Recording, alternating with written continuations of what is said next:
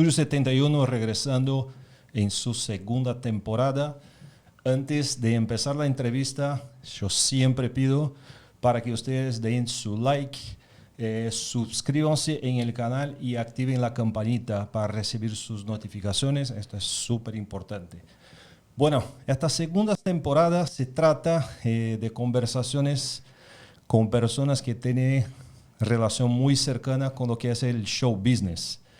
Y ahí yo creo que para iniciar esta temporada tengo acá conmigo un invitado súper importante para que la gente entienda qué es exactamente todo lo que pasa, no solamente por lo que vemos, sino por detrás de la industria del entretenimiento. Así que agradezco muchísimo por el tiempo y por la oportunidad. Bienvenido Miguel Escalona, ¿cómo estás? Hello, hello.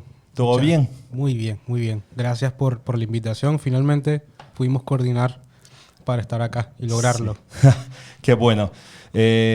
Cuento rapidito de que tuvimos ahí una pausa de como 6 meses en el podcast por un tema de remodelamos el estudio, el formato, pensar un poco en cómo íbamos a hacer las conversaciones, con quién, pero creo que llegamos ahora en un muy buen formato y así que vamos a empezar esta conversación con Miguel, que mucha gente conoce por Miguel de The Eclectic, ¿no, Miguel?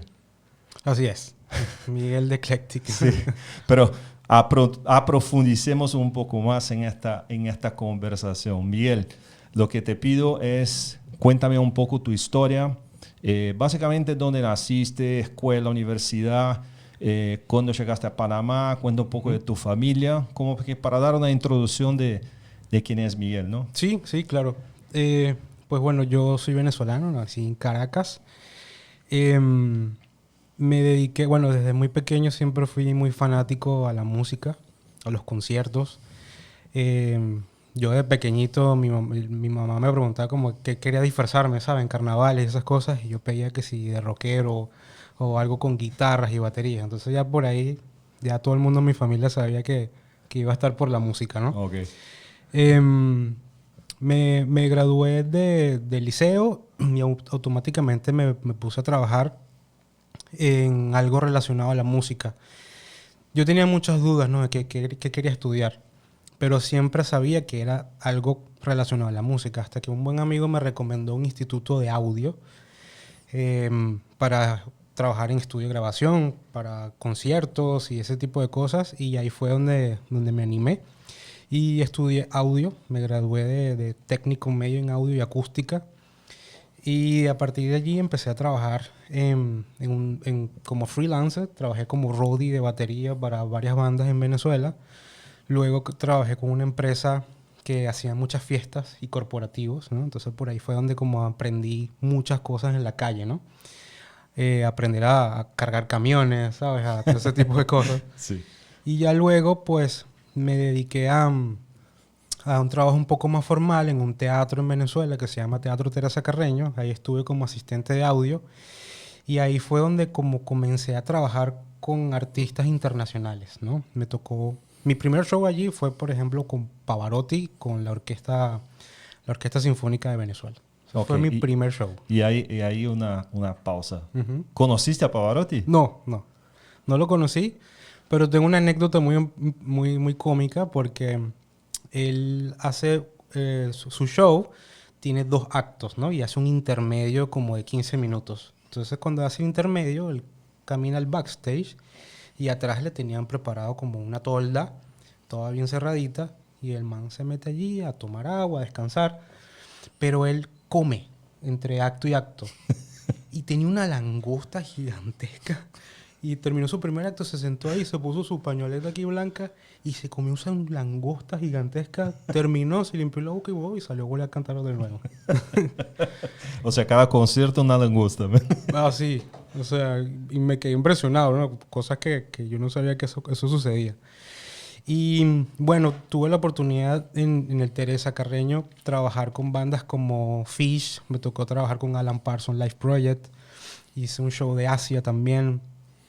En esa época en Venezuela iban muchos grupos de rock de los 80, Okay. pero también me tocó hacer muchas cosas comerciales, ¿no? Como que sí, Ricardo Arjona, Chayanne, Miguel Bosé, todo ese tipo de cosas, ¿no? Aprendí muchísimo hasta que yo sentí que, pues, ya debía salir de allí porque ya la cosa se estaba poniendo un poco tensa en cuanto a la política. ¿Eso qué año fue? Eso fue 2007 aproximadamente. Okay. 2007, 2008. Y yo decidí ya independizarme, ¿no? Entonces empecé a trabajar con varias empresas y empecé a trabajar con algunos artistas venezolanos muy, muy importantes en la época, donde ya empecé a hacer giras con ellos. Okay. Entonces ya empecé a conocer también el método de trabajo de tour. Me tocó ir, pues, bueno, toda Latinoamérica, hicimos gira por México, Europa, Estados Unidos. Ese artista se llama, todavía existe, Chino y Nacho, venezolanos. Tuve una muy, muy, muy grata experiencia con ellos, aprendí muchísimo y yo trabajaba con ellos como ingeniero de audio, ingeniero de monitores. Aprendí muchísimo a cómo manejar consolas digitales, consolas análogas en su tiempo antes. Y ya después como fui aprendiendo más, porque pues yo siempre estaba como pendiente de crecer, ¿no? De aprender más cosas. Y se me dio la oportunidad de ser como el production manager, pero también era ingeniero de audio. Entonces hacía los dos trabajos. Un momento pues al año hacíamos 150, 180 shows y yo me estaba volviendo loco. Así que propuse yo encargarme de la producción y que alguien se quedara como ingeniero de monitores. Y así estuvimos hasta que el dúo se separó. Luego me fui con uno de ellos, ¿no? Que fue el que me propuso arrancar el proyecto de cero. Nos fuimos de cero de nuevo, arrancamos el proyecto, armamos crew nuevo, nos fuimos de gira de nuevamente. Y ya pues Miguel ya era una persona más reconocida a nivel latinoamericano. Yo ya sabía cómo trabajar en Colombia, en Ecuador, en Argentina, en Estados Unidos. O sea, hay cosas que no se trabajan igual como en casa, ¿no? Entonces, pues yo dije, pues ya, por aquí es. Yo no voy a hacer más nada sino hacer conciertos e irme de gira. En ese transcurso de años, pues me vine a vivir a Panamá.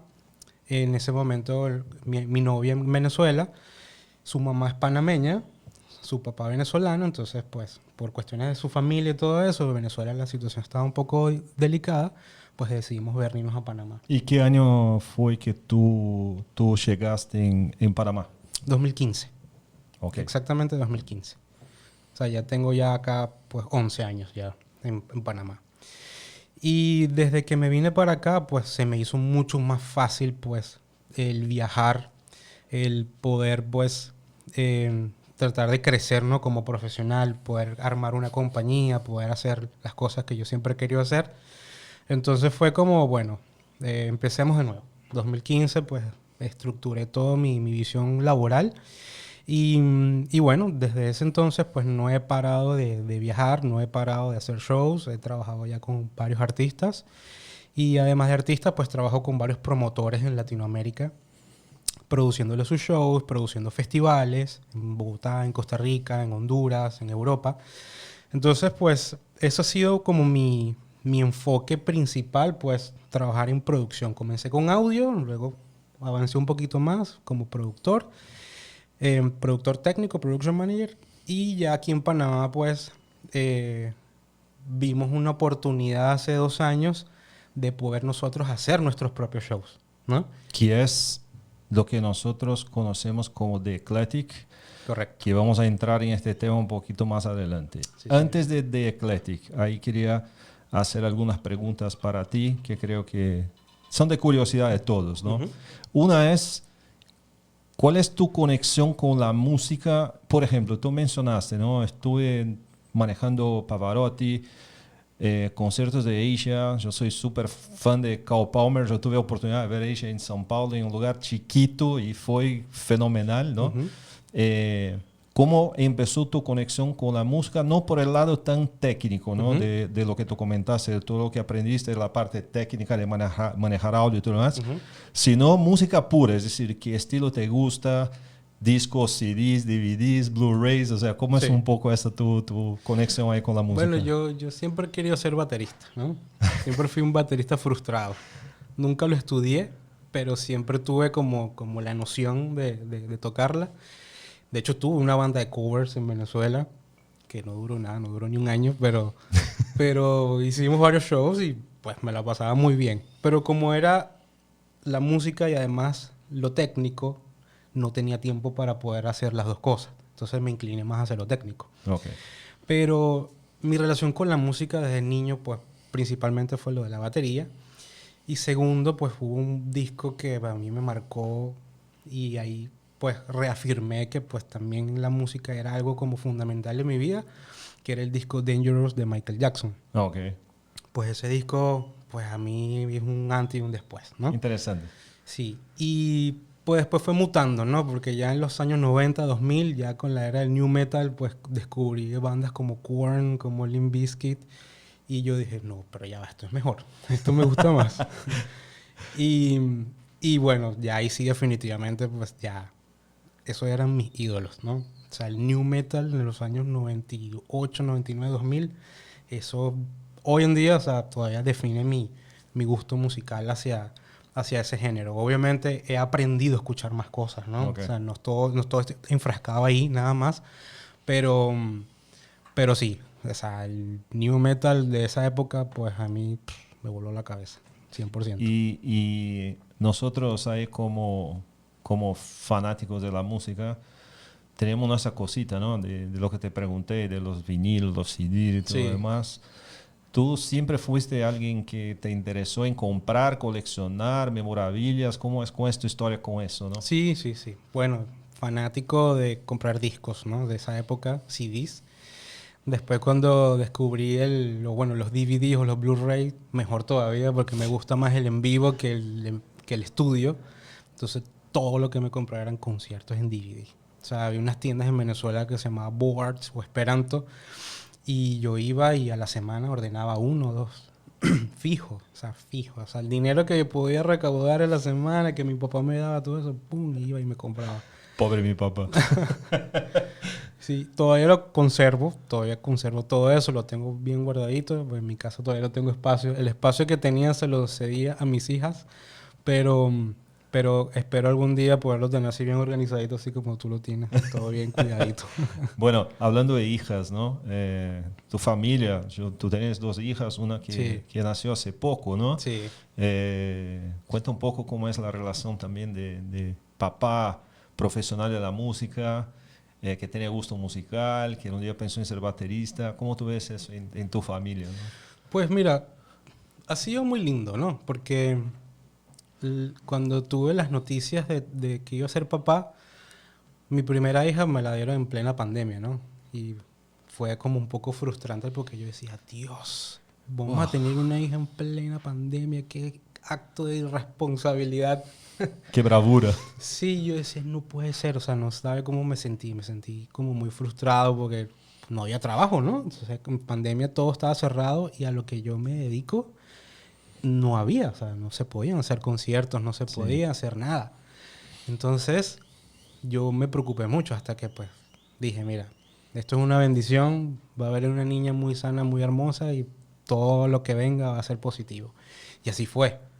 O sea, recuerdo que después que recibimos la noticia que íbamos a ser papás, me fui a Miami a hacer unos trabajos y me hicieron una oferta de entrar a un tour. Y eso fue a los meses, ¿no? De que me enteré de que íbamos a ser papás. Entonces yo dije, esto tiene una coincidencia, tiene una relación. Por supuesto, no dije que sí automáticamente porque el tour comenzaba justo cuando la niña iba a tener 2 meses de nacida. Okay. Entonces viene esa negociación con mi esposa como que, ok, me voy a ir 3 meses de mi casa, está ella sola con la niña, obviamente tenemos ayuda, ¿no? Pero pues la labor del papá pues es fundamental en las madrugadas, en las ayudas en las mañanas, todo, ¿no? Todo lo que es papá sabe de lo que estoy hablando. Total. Entonces, pues llegamos a un acuerdo de que sí me tenía que ir porque era una oportunidad muy importante, una gira por Estados Unidos con Feid y Karol G. Okay. Entonces, los artistas, pues, en ese momento, Karol G, súper estrella de la música urbana, y Feid, pues, artista que iba creciendo rápidamente. Y, pues, yo sabía que de ahí iban a salir muchas cosas buenas. Entonces, apostamos a eso. Funcionó muy bien, me fue maravilloso. Fue duro para mi esposa haber estado sola durante esos meses, más cuando era mamá primeriza, ¿no?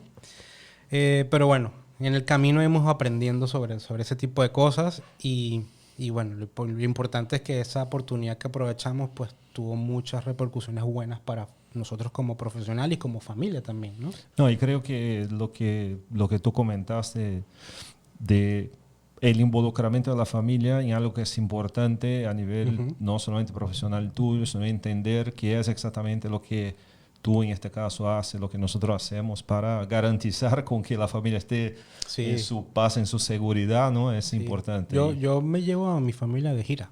O sea, cuando yo tengo la oportunidad, cuando estamos armando el tour y yo veo que no es tan fuerte, me las llevo. O Ah, sea, qué ya cool. mi hija mayor, tiene 4 tours ya conmigo. O sea, ¿Cuántos años tiene? tiene 4 años. Mira, O sea, tiene 4 tours ya. qué cool. O sea, ya Ah, ella ahí fue, hicimos Milano, o sea, toda España.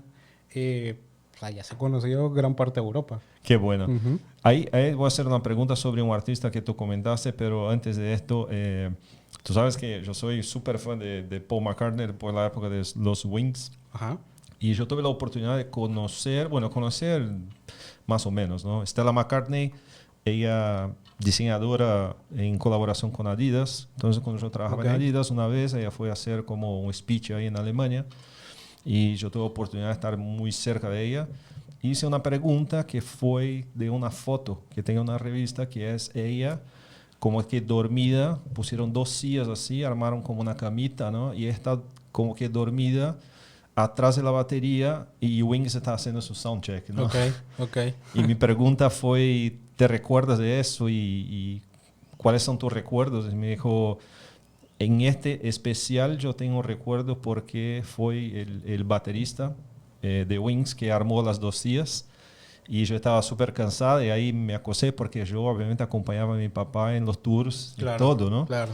Entonces, puta, pero imagínate la cantidad de historia que tenía esta, ¿no? O sea, Brutal. No, es cool saber que tu hija, maravilloso. ¿no? Va a tener Sí. algo para contar y no, fenomenal. Ya ella ya sabe. O sea, ella cuando pasa, por ejemplo, pasa por al frente de la tlapa, y ya sabe que ese es el trabajo de papá. Ah, Porque ella mira, sabe que yo ahí voy a eventos, ¿no? qué Entonces, cool, ahí hay conciertos. qué Porque cool. la he llevado a algunos shows allí. Entonces ella se disfruta muchísimo mi trabajo. Qué O bueno. sea, se lo disfruta. Tú comentaste de dos artistas, ¿no? De Karol G, de Fades, que obviamente, como nosotros creo que ya somos como más maduros en este tema de la música, de no ser tan radical y todo lo demás, tenemos Ujú. como la cabeza más abierta. No son estilos que de lo que tú escuchabas, vamos a decir así, pero trabajas con ellos, Sí, ¿no? sí.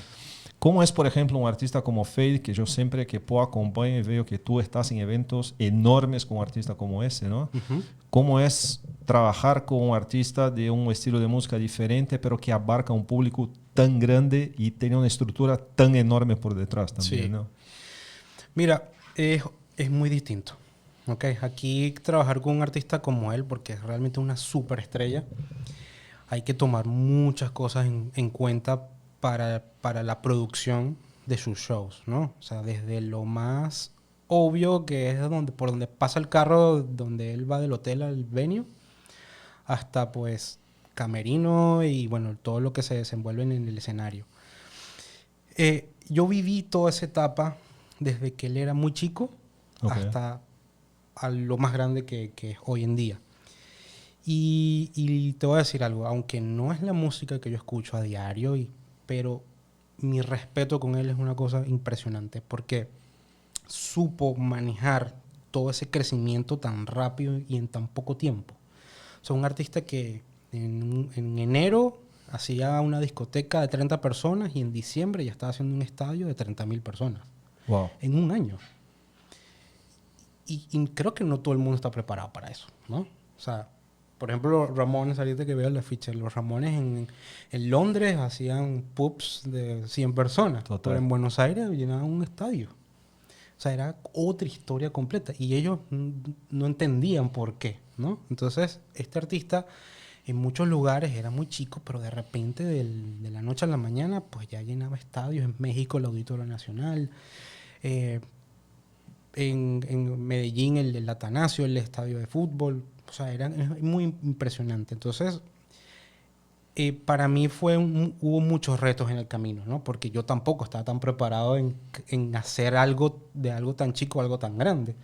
Entonces todos aprendimos en ese proceso. Sí. Y por eso creo que somos un equipo pues tan unido y tenemos un respeto entre todos porque todos aprendimos en el camino. Todos. Desde el artista, desde el manager hasta los técnicos, los músicos, todos. Porque de repente estábamos así y nuestro setup era 5 personas, viajábamos y hacíamos un show y de repente la misma industria, el mismo crecimiento del artista te exigía tanto donde, ok, necesitamos hacer un diseño mucho más grande de lo que estás haciendo, el crew de 5 personas ya tiene que crecer a 30 y el show ya no puede durar 45 minutos sino 2 horas. Entonces el artista tiene que crear su show, Sí. el productor musical hacer el show musicalmente, Todo el producir. entretenimiento del espectáculo, Exactamente, nosotros como crew, ok, ¿qué vamos a poner en las pantallas? ¿Cómo vamos a hacer esto? Con el diseño de luces. Entonces todo fue un crecimiento y un año con un rush diario muy heavy, muy heavy. Entonces esto a mí me abrió las puertas a cómo se trabaja con una superestrella. Entonces, como yo a veces uno o cualquier persona ve por televisión las giras de Taylor Swift o, ¿sabes? De estas artistas gigantes, yo lo veo y me parece maravilloso, pero yo ya sé cómo es eso. O sea, yo ya he estado allí, pero con un artista latino, que también parte que es algo cool de que un latino también ha llegado a esos niveles. Entonces yo veo el tour de Taylor Swift y me impresiona muchísimo que sean 120 camiones y un crew de ciento y tanto de personas y la coordinación de todo eso es, pero algo que tienes que trabajarlo con un año de anticipación. Pero yo siento la alegría de que tuve la suerte y tuve la oportunidad de trabajar con un artista donde ya hemos estado por ahí. No a ese nivel tan top, pero hemos estado por ahí cerca. Okay. Entonces, he aprendido muchísimo, muchísimo y lo aplico en todos los trabajos que tengo. Entonces, hoy en día, pues, desde comenzar a el muchacho que cargaba camión y recogía los cables y todo eso, hasta que hoy en día produzco mis propios shows, pasé por todos los procesos de la industria, ¿no? Entonces, sé muy bien lo que hago, cómo hacerlo. Obviamente me equivoco, a veces no son las mejores decisiones que tomo y a veces me llevo mi palo a la cabeza porque no fue la mejor decisión, pero tengo una noción desde lo más básico hasta lo más importante en cuanto a la producción de un show, en cuanto a armar un festival o en cuanto a armar un tour en cualquier parte del mundo. Entonces, trabajar con este tipo de artistas pues es maravilloso porque te abre las puertas a muchas cosas. No es lo que yo escucho a diario, pero el respeto y el cariño hacia ellos y hacia la música es, pero top. O sea, Otro nivel. Otro nivel, otro nivel. Y bueno, ahí vamos ahora a entrar en el tema de, creo que, donde las personas, principalmente en Panamá, empezaron a conocer un poco más quién es Miguel, ¿no? Uh-huh. Que es justamente de Eclectic. Ahí yo me recuerdo que una vez fui a la oficina de ustedes a hablar con Claudio. Ajá. Claudio, tu socio, ¿no? Claudio Sí, Mendoza. claro que sí. Un saludo a Claudio ahí. Y me recuerdo que miré atrás del pizarrón que tenía él y tenía como Carcas, Sepultura y hay otro par de nombres de artistas que yo nunca imaginé que pudieran estar en Panamá, ¿no? Uh-huh. Y obvio, hay unos que tú tienes la posibilidad de traer, otro es negociación, que no vienen por alguna razón y todo lo demás, pero... Sí. Y ahí me llamó mucho la atención, ¿no? Y ahí entender un poco, quiero que ahora tú cuentes un poco la historia de Eclectic en el sentido de cómo empezó y eso que hablamos ahí abajo de lo que la gente ve y de lo que ustedes en realidad tienen como el challenge, ¿no? Que sí. Es no solamente hacer con que el concierto pase o el festival, pero sino todos los líos con los artistas que exigen, que no exigen, ¿no? Las buenas, malas experiencias ahí, o sea, ¿cómo tú ves? Mira, Eclectic ya existía, ¿no? Eclectic es de Claudio, Okay. Realmente. Él tiene su empresa que se llama, en ese momento se llamaba The Eclectic Concerts. Y Claudio se enfocaba muchísimo en hacer shows de jazz. Okay. Que es parte como de la música que él le encanta y trabaja desde hace muchísimos años. Claudio, bueno, para mí pues uno en Venezuela, él también es venezolano, en Venezuela en la época de los 80, 90, en los 90, él era uno de los principales promotores de Venezuela que llevaba artistas para allá. Artistas de rock en español, artistas de rock internacional. Hizo cualquier cantidad de shows, festivales. Y en esa época yo era un pelado. Yo estaba estudiando, bueno, y él ya estaba haciendo conciertos. Entonces, no sé, la vida, pues coincidimos acá en Panamá. Yo me acuerdo que él hizo un show en Hard Rock, en el último piso, no me acuerdo cómo se llama el lugar. Y a mí me habían contratado como ingeniero de audio para hacer ese show, ¿no? Yo lo hice y ahí fue donde nos conocimos. ¿Y qué show fue? ¿Recuerdas? El cantante de Basilos, como no recuerdo cómo se llama. Okay. Villamizar, es apellido Villamizar. Okay. No me acuerdo el nombre. Y ahí nos conocimos y hemos estado pues en comunicación y yo siempre iba a sus shows. O sea, recuerdo cuando trajo a Valdi Meola, trajo a la banda Allison de México, le hicieron en el Río. Ha hecho un montón de shows acá y yo siempre iba de público. Y siempre nos veíamos y conversábamos. Su esposa, Anita, ella trabajaba en el Teresa Carreño en la época que yo estaba también. Ella era coordinadora de programación. Ella se encargaba parte de la programación de la sala, Ríos Reina. Y bueno, ella me conoce de que yo era un niñito también, de 18 años. Entonces, coincidimos acá en Panamá, en pandemia, pues, ¿sabes? Todos estábamos buscando qué hacer, buscando cómo ganarnos la vida y seguir produciendo, porque pues no había eventos, no había nada. Y empezamos a trabajar. Él estaba haciendo booking de artistas y hacía los shows a nivel virtual, ¿saben? Él decía, por ejemplo, hey, voy a contratar a Enanitos Verdes y ellos, los Enanitos Verdes, se graban en un estudio, mandan el video y él hacía ese trabajo, ¿no? Para empresas X. Entonces ahí como que empezamos a hablar y empezamos como a ver cómo nos ayudábamos, ¿no? O sea, mira, yo tengo clientes, tú tienes clientes, vemos cómo nos ayudamos. Entonces, bueno, pasó pandemia. Yo, terminando pandemia, empecé a salir de gira de nuevo, empecé a salir shows, nos recuperamos, todo empezó a volver a la normalidad. Y él me dice, oye, vamos a reunirnos a ver si nos juntamos y ver qué inventamos. A ver si nos ponemos a hacer cosas. Y yo, va. Entonces imagínate una persona pues que mientras yo era un peladito, él ya estaba haciendo el show, juntarnos para promover shows, a mí me pareció maravilloso. Y yo le digo, vamos a darle. Un día nos reunimos y bueno, y decidimos juntarnos y asociarnos. Y bueno, lo que hicimos fue como un refrescamiento de marca, ¿no? Entonces en vez de llamarse Eclectic Concerts, le cambiamos a Agency. Porque yo con mis clientes que manejo por Centroamérica y Latinoamérica, pues podíamos armar giras, ¿no? Entonces Claudio tenía ese contacto con artistas del mundo y podíamos entonces armarle una gira y bueno, comprábamos las fechas y lo vendíamos en Guatemala, en Honduras, en Costa Rica, hacíamos Panamá, Venezuela y bueno, y así empezamos a crear contenido. Entonces, bueno, así empezamos a hacer cosas. Y nuestro primer show fue el de Call the Police con Andy Sommer y el baterista de Paralamas. Sí, exacto. Ajá, eso fue en el 2023. El bajista de Barón Vermelho. Y exactamente. Entonces, ese fue nuestro primer show.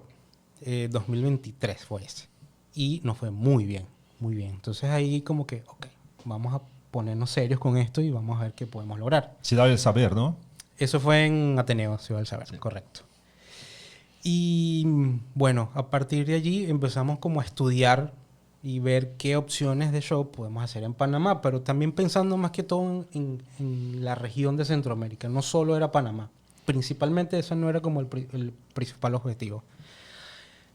Pasaron las semanas, nos íbamos reuniendo, íbamos tomando pues propuesta a propuesta, hasta que de repente cayó ese mail maravilloso y de repente dice, gira de despedida de Sepultura. Si nos interesaba hacer Panamá. Y yo, brother, este es el momento de hacer algo metalero acá, porque nadie lo estaba haciendo. Sí.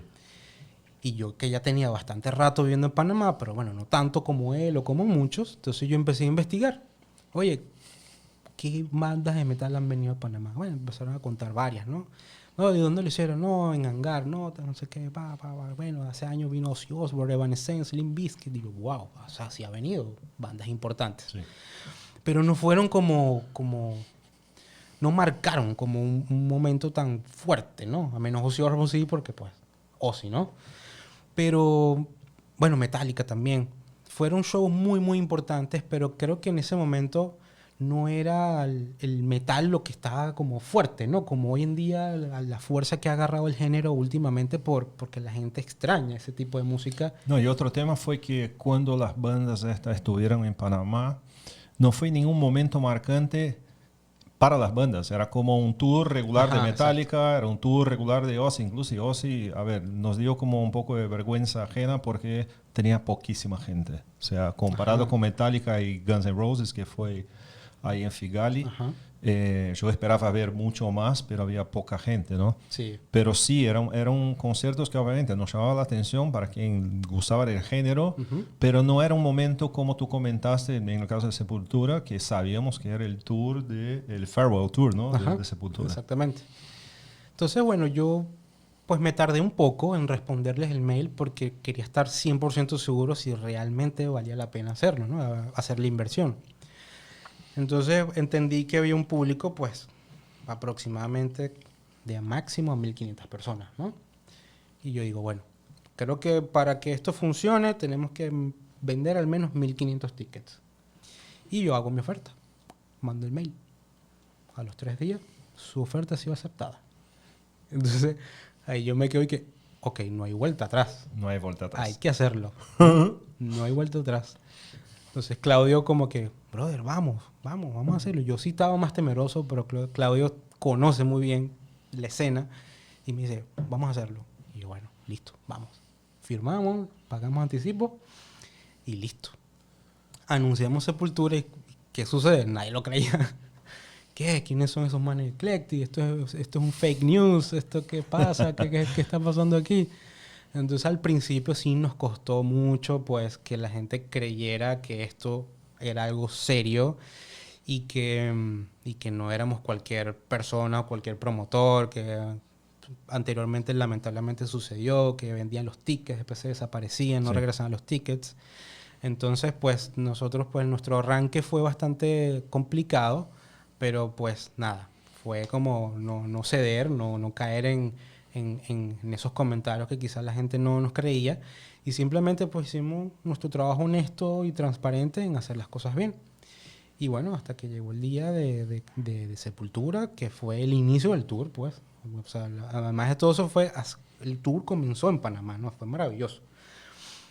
Y ese día fue como, ok, ya entendí qué es lo que podemos hacer acá. O sea, vimos un público metalero que estaba completamente desatendido. Y entendimos que, ok, aquí hay un público que necesita que le traigan shows, que podamos traerle las bandas favoritas o lo que esté cerca de la región, podemos traerlo y bueno, y vamos reactivándonos en este sentido en el género. Ojo, no solamente es metal, ¿no? O sea, nosotros hemos hecho cosas que de otro género. Hicimos La Mala Rodríguez, que es hip hop, por ejemplo. O hemos hecho Sixpence None the Richer, que eso es pues rock alternativo. Entonces no estamos enfrascados nada más en el metal, pero creemos que pues hay un público metalero acá en Panamá que es fiel a lo que escucha y a las bandas que son fanáticos, y cuando nosotros hacemos el sacrificio y lo traemos, la gente responde. Entonces nosotros, ok, listo, esto es, vámonos poco a poco. Vamos a ver qué nos vamos ofreciendo, qué podemos ir buscando y que también se adapte a la modalidad de negocio de acá, ¿no? Porque pues sabemos que no somos como un país como México o Bogotá que pueden tener shows toda la semana o 2 por semana, sino pues hay que irlo entendiendo y poco a poco aprovechar oportunidades.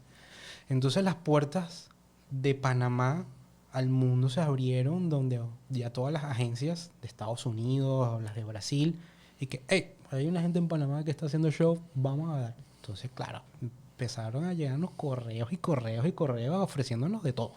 Sí. O sea, hemos recibido ofertas desde lo más chico hasta shows gigantes. Entonces, ok, bueno, nosotros somos una empresa pequeña que estamos creciendo poco a poco, estamos haciendo lo mejor que podemos hacer y no estamos apurados. O sea, no estamos apurados en hacer cosas gigantes de la noche a la mañana, sino hay que hacer un proceso. Entonces, bueno, desde el 2023 que hicimos Call the Police con Andy Sommer, después de 2024 que hicimos Sepultura en abril. Ese año hicimos 2 o 3 cosas más. Hicimos Destruction, hicimos La Mala Rodríguez, hicimos un tributo de los Beatles que fue muy bonito de una banda argentina. Entonces hemos ido como poco a poco, ¿sabes? El año pasado, pues sí, ahí fui y sí, subimos un par de escalones en cuanto a shows. Hicimos Épica, que pues fue creo que el mejor show del 2025 en el género. Fue un show muy bonito. Fue la banda de primera vez que venía a Panamá. Se llevaron las mejores referencias, se llevaron un mensaje muy bonito del público panameño.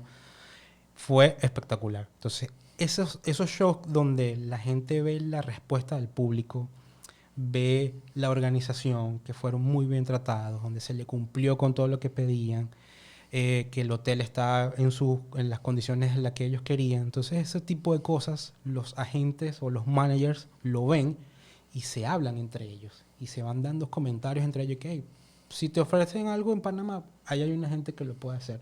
Si tienes esta oportunidad y tienes un espacio para hacer una fecha, Panamá te funciona porque además que es un hub, ¿no? Entonces ahí por los vuelos te pueden funcionar. Entonces hemos crecido en ese sentido también y hoy en día pues tenemos relaciones con muchas agencias maravillosas. Bueno, con el manager de Sepultura, que también es el mismo de Épica, Daniel Regan. Ahorita somos amigos. Ahorita nos hablamos hablando de la vida, de amigos, de niños, de nuestros hijos. Y no solo hablamos de trabajo. Entonces, este tipo de cosas pues ha sido un carrusel de emociones y de estar en contacto con tus ídolos, porque a pesar de todo esto, entonces yo me quedo callado y yo me pongo a pensar en Venezuela cuando yo a los conciertos de público y ahora aquí en Panamá. Estás con ellos, ¿no? Tengo ellos yo como promotor. Entonces, es un sueño cumplido, pues, básicamente, en mi caso. Y, por ejemplo, si nosotros vemos Sepultura, fue el 12 de abril de 2024 y 2 años después, con 2 días más, viene Dream Theater, ¿no?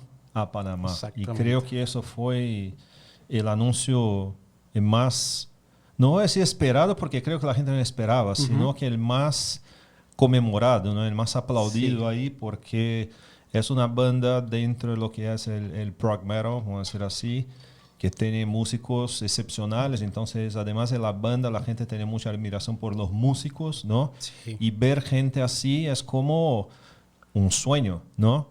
Y ahí creo que es como el life cycle ese de cuando empezaron hasta lo que va a pasar el 14 de abril, que tú ves toda la evolución, ¿no? Y ahí lo que quiero preguntar a ti es, en estos 2 años, si tú puedes mencionar algo que fue jodido, un artista jodido, algo que fue como que pain in the ass, ¿no? Para que la gente también sepa que no siempre todo se maneja a la perfección, no por ustedes, sino que por el otro lado, ¿no? ¿Qué pasó? Algo curioso que tú puedas contar. Mira, hemos tenido la suerte de que no nos ha tocado músicos o alguien del crew que haya sido irrespetuoso o pesado. Gracias a Dios, no. Pero sí ha habido como personajes que son como muy difíciles de tratar, ¿no? Uno de los integrantes de Saga, por ejemplo, son personas que ya tienen toda su vida girando, son súper famosos y ahora, o sea, le da igual firmar un disco, ¿no? Entonces es como que... ese tipo de cosas nos ha tocado pasar, pero es normal. O sea, a mí eso no me afecta. O sea, a mí no... Hay gente que sí se siente dolida y toda la cosa. A mí me da igual porque... Eso, o sea, yo no puedo obligarlo a que una persona firme. O sea, obviamente hay gente que pues ve la admiración del fanático y ve que es un coleccionista y bueno, sí se toma el tiempo de firmar todo. Hay otros que le da igual. Entonces, te puedo decir algo, no hemos tenido mala experiencia. Sí hemos tenido como issues donde alguno se queda dormido y hay que pues tocar la puerta por si no pierde el vuelo. Ese tipo de cosas sí, pero hasta el sol de hoy, ojalá siga así, no hemos tenido ningún problema con ninguno. Qué bueno. De verdad. Yo, por ejemplo, agradezco, obviamente, todos los conciertos que tuve oportunidad de ver, que ustedes ahí fueron la agencia que los trae a Panamá. Pero uno muy particular para mí, que tiene que ver con mi historia dentro de la música y principalmente del thrash metal, fue Exodus. Exodus es una banda que yo vi con Paul Baloff cuando regresaron en 98 en Brasil. Pero conocí mucha gente en mi adolescencia, infancia, adolescencia, en la entrada del thrash metal, mucho más por Exodus que Metallica, por ejemplo, ¿no? Ahí en São Paulo. Y me recuerda de mucha gente que estuve cerca de mí, que hoy ya no tengo más contacto, y fue como nostalgia. Y tuve la oportunidad también de conocer en persona a Tom Hunting, que es el baterista, que yo fui como, hasta hoy, ¿no? Muy, muy fanático de él. Había un video que era el Bio Combat, que era Exodus, Venom y Slayer. Eso era muy difícil de encontrar, ¿no? Entonces, para nuestra época, quien podía ver este video era como, wow, ¿no? Y ahí verlos en Panamá y a la calidad del concierto fue fenomenal. Ellos también súper buena onda. Entonces, buena onda. Puta, o sea, para mí fue súper cool, ¿no? Ver a Cabeza de Martillo también con la oportunidad de abrir el concierto, tremendos músicos. Entonces ahí fue como una mezcla, ¿no? De un concierto que yo no esperaba. Ese de verdad fue como, wow, ¿no? Mira, yo te voy a decir algo. Exodus se dio porque confiaron en nosotros. Porque el tour ya estaba armado y Panamá no estaba incluido. Y ese tour yo insistí para esa fecha. Y me dijeron, bueno, tenemos que ver, es que si te toca una fecha no va a ser muy buena y a lo mejor tenemos que cobrarte mucho. Y yo, brother, vamos a hacerlo. O sea, insistí hasta que se abrió una oportunidad y nos dieron la oportunidad de ofertamos y quedamos. Okay. Entonces, yo sabía que ese show iba a marcar un precedente acá en Panamá porque yo sé muy bien cómo le encanta a la gente el thrash metal aquí en Panamá. Total. Al igual que el power metal con Sonata Ártica, porque esto también hay que mencionarlo. El show de Sonata Ártica fue maravilloso. O sea, el show fue impecable. Y puede que vengan de nuevo. Ah, sí. Qué bueno. Porque yo no estuve en Sonata porque estaba de viaje. Épica no fui por otra razón, pero escuché que a nivel, como tú mencionaste, ¿no? Calidad de sonido, calidad de tarima, o sea, estaba fenomenal. La gente de verdad que dijo, ven, o sea, un tipo que toca conmigo, Chris, un guitarrista, él mencionó, el concierto de Épica fue épico. fue brutal, ¿no? Sí. Dijo, bueno, también ahorita que me preguntaste sobre momentos complicados, pues está el famoso show que no se logró dar de Cradlefield, ¿no? Sí. Y eso fue, pues, días muy, muy, muy complejos. Ahí sí te digo que, pues, lidiar con bandas que quizás, pues, no son tan open mind en venir a Latinoamérica y saberse adaptar a ciertas condiciones o a ciertos temas técnicos, no fue fácil.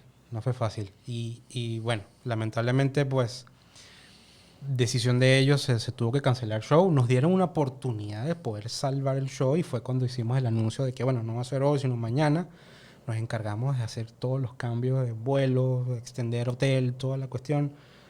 Y sin embargo, los manes no dieron ese voto de confianza en que, bueno, vamos a hacerlo. Ellos creían que por un retorno de vuelta se iban a electrocutar y se iba a morir alguien de la banda, ¿no? Entonces, sin mucho detalle, pues lamentablemente no se pudo dar. Y en ese momento, pues, ahí nos tocó vivir por primera vez, pues, esa situación de cancelación. Porque nosotros, así el show vaya bien o vaya mal, nosotros lo hacemos. O sea, yo muero con las botas puestas siempre. Así ganemos dinero o perdamos. Porque es un tema de... Yo entiendo el sacrificio que hace la gente, tanto como público, tanto como artista, tanto como agencia. Sí. Todos involucran tiempo, dinero. Nosotros también, pues, de todo. El que tiene mayor riesgo siempre somos nosotros. Pero de una u otra manera, pues, nos mantenemos firmes para mantener nuestra reputación en alto, ¿no? Y en algún momento, pues, hoy perdemos, pero en unos años la ganamos. ¿Entiendes? Porque podemos coincidir con la misma banda o con la misma agencia. En vez de tener este artista, te dan otro. Y nos podemos recuperar, pero no es algo de inmediato. Entonces es un tema de cómo saberlo entender. Pero fue muy difícil porque nosotros en Panamá, de ser muy queridos porque traíamos las bandas que a todo el mundo le gustaba, de repente fuimos la peor basura que existía en Panamá por cancelar Cradlefield, ¿no? Entonces la gente nos dio con todo. O sea, nos golpeó con todo. Y las redes sociales para eso son increíbles. En la red social, pues ahí todo el mundo es un juez y ahí todo el mundo pues tiene el derecho de señalar, juzgar, criticar y todo lo que tú quieras. Y bueno, pues nos tocó, brother. Y nos dolió muchísimo, perdimos demasiado dinero, pero no nos decaemos. O sea, le demostramos a la gente que este tipo de cosas pasan, pero seguimos Sí. y traemos más bandas y le demostramos que pueden salir bien. O sea, después de Cradle of Filth, el siguiente show era Épica. Entonces imagínate el grado de responsabilidad que teníamos. Y yo particularmente porque quería que saliera todo perfecto técnicamente, logísticamente. Y todo salió muy bien, no hubo ninguna queja de nada, la gente se comportó muy bien. Y eso yo lo agradezco mucho, ¿no? Que el público metalero panameño se comporta de maravilla. Y entre ellos se ayudan cuando están en el pogo, ¿cómo le dicen? En el mosh pit. El mosh pit. Se matan entre ellos, por el que se cae lo levantan y siguen dándose, ¿no? Entonces, eso en otro show de otro género, no. O sea, en un show de otro género, ahí se matan a golpes y ahí... Total. Y sí, es otra locura. Entonces, este tipo de cosas suceden, pues no estamos exentos a que no suceda, sí pasa. Le ha pasado a los mejores promotores del mundo. Morrissey cancela porque se despierta y le duele el pie y ya cancela un show o una gira. Y eso no es culpa de nadie. O sea, el artista le provocó cancelar y ya. O sea, ¿qué puedes hacer tú? En esta oportunidad, pues, ciertas cosas influyeron, pero son cosas que nosotros hacemos todo lo posible para salvarlo, pero si no se puede, no se puede. Sí. Y hay que dejarlo pasar. Miguel, Dream Theater ya anunciado 14 de abril. Sí. Esta semana que entra tenemos a Death to All, ¿correcto? Sí, señor, el 28. Que es el miércoles 28. ¿Algún otro próximo concierto que tú puedas mencionar? Sí. ¿Alguna sorpresa? Algo que, no sé, tú puedas dar un poco de... Sí, hay algunas sorpresas. Bueno, tenemos Strung Out el 7 de febrero. Ese show va a estar bien cool. Porque, bueno, a la gente que le gusta el punk rock, también siempre tratamos de ir por ahí, por esa línea. Es un público un poco más chico. Como el año pasado hicimos la Wagon y también fue súper bueno. Sí. Este año hacemos The Strung Out, ahí en febrero. Vamos a tener el primer festival de metal. Ya tenemos 2 bandas confirmadas. Iban a ser 3, pero finalmente quedan 2. Y 3 bandas panameñas. Eso lo vamos a anunciar prontito. Yo no sé cuándo sale el podcast, pero esto va a ser anunciado muy pronto. Ok. Ya hay una que anunció que ya venía. De hecho, las 2 bandas ya dijeron que iban a venir, así que ya la gente puede más o menos sospechar quiénes son. El spoiler ahí ya está. El spoiler ya lo sabes. Si investigan un poquito, ya sabes quiénes son. Qué cool. Y eso va a ser el 6 de marzo. O sea, eso es ya. O sea, yo voy anunciando y salimos a la venta. Y queremos hacer ese festival. Este va a ser chico, porque vamos a ir midiendo, pues, hacer este tipo de cosas, a ver cómo nos va. Y le deja hacerlo, pues, una vez al año o cada 6 meses. Si son bandas chicas, si hay una banda que es más grande y es más costosa, pues lo hacemos una vez al año. Pero a partir de este año empezamos a hacer un Metal Fest Panamá todos los años. Qué bueno. Vamos a crear esa marca y creo que es importante porque creo que la escena panameña se la merece, ¿no? Tener un festival y así como otros, hay otros acá que son maravillosos, el Manso, o sea, todo el Crossroad, todos esos son brutales, pues creo que hay uno que la escena metalera se merece y lo vamos a hacer este año, la primera edición. Qué bueno. Tú mencionaste Manso, por ejemplo, ¿no? Nosotros fuimos hace algunos días atrás y fue en la Aurora también, ¿no? Ajá, o sea, sí. primera vez que Manso creo que hace un evento en un lugar cerrado con tan buena estructura. Entonces ahí pudimos ver calidad de bandas que ya conocemos, pero bandas emergentes que ahí pudieron mostrar su trabajo con mucha calidad. Entonces, digo, Víctor, David, Raco, que son los 3 de MD que digo, pelean por Manso hace muchos años, ¿no? Sí.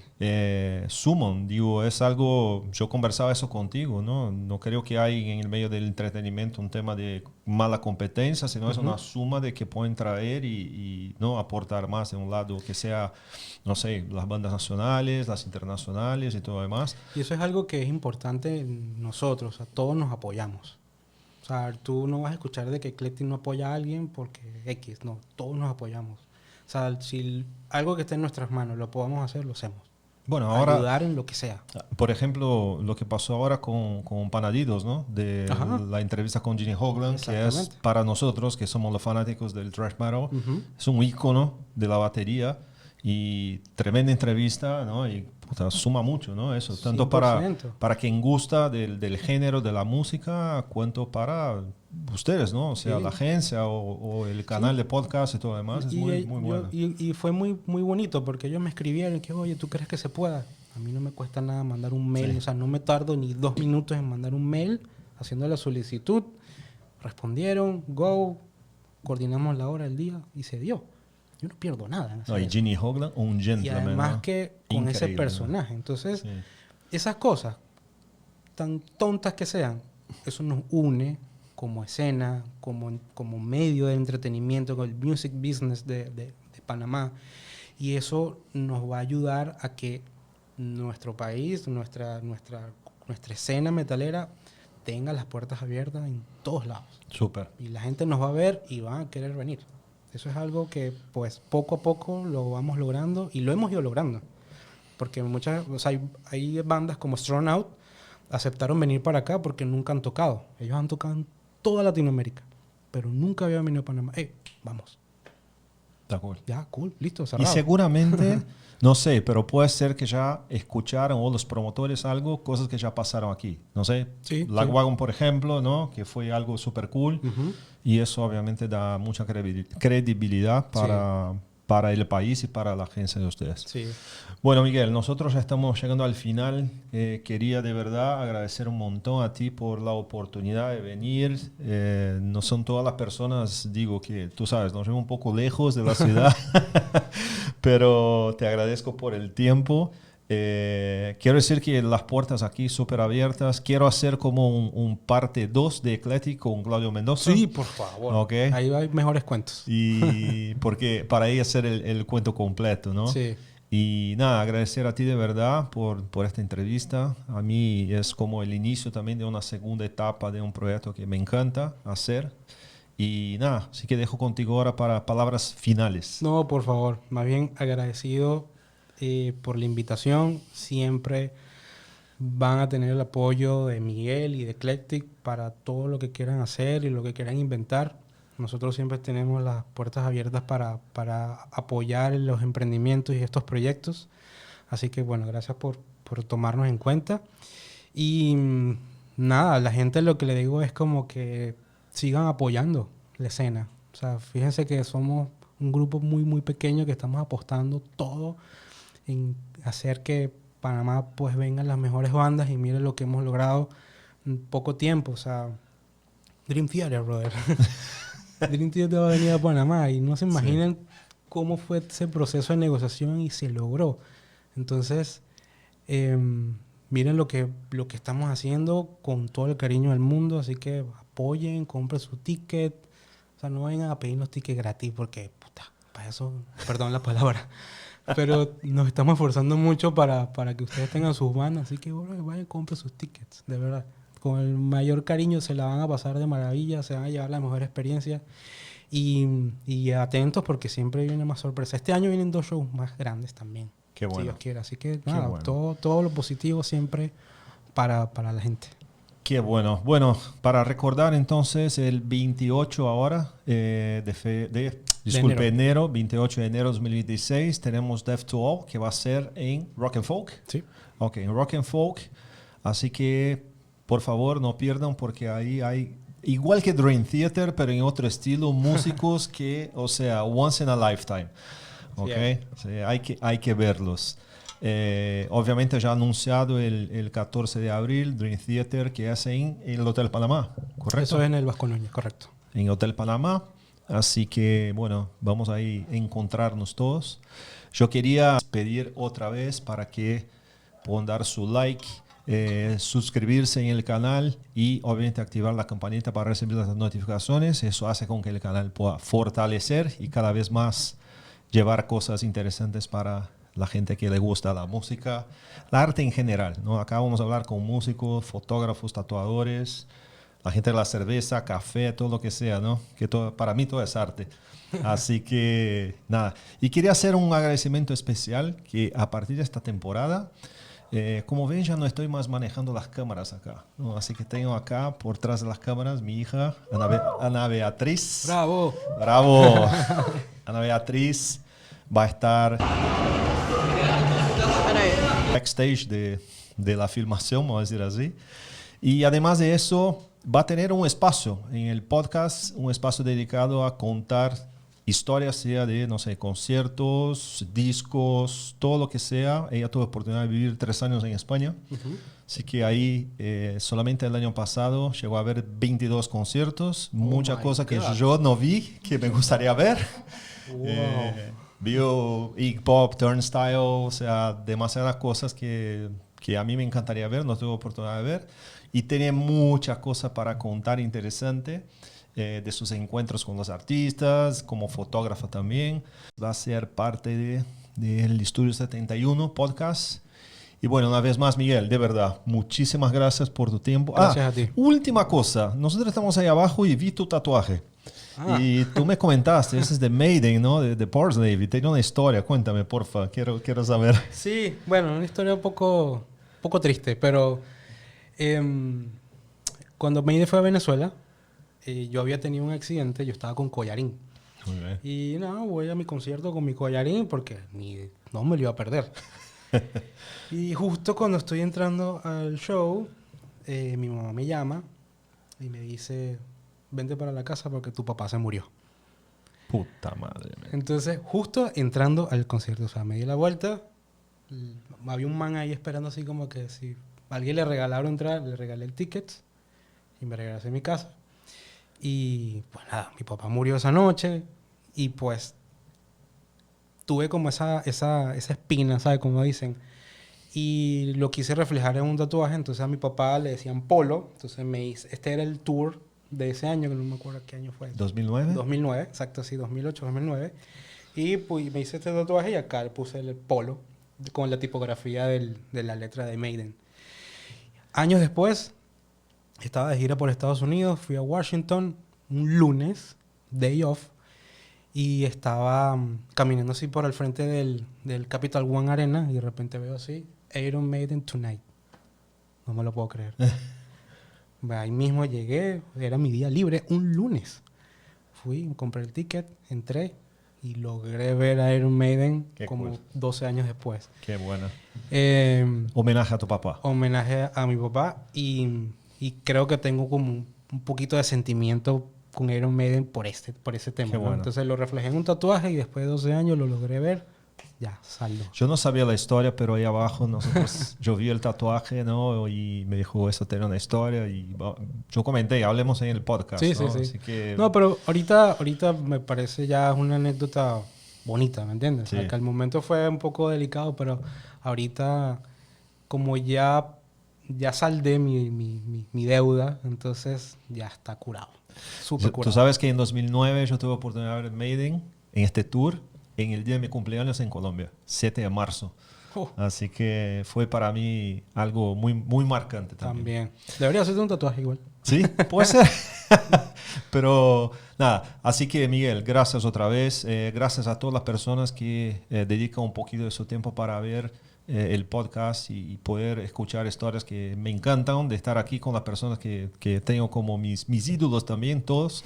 Y nada, o sea, Panamá creciendo, yo feliz. No soy panameño, soy brasileño, obviamente se percibe, pero de estar aquí y poder de alguna forma colaborar, ¿no? Entonces, ahí, Estudio 71 para ustedes. Disfruten la entrevista con Miguel de Eclectic. Va a tener la parte 2 con Claudio Mendoza. Así que nada, así que muchísimas gracias y nos vemos en el próximo episodio. Saludos, chao. Cuídense, gracias.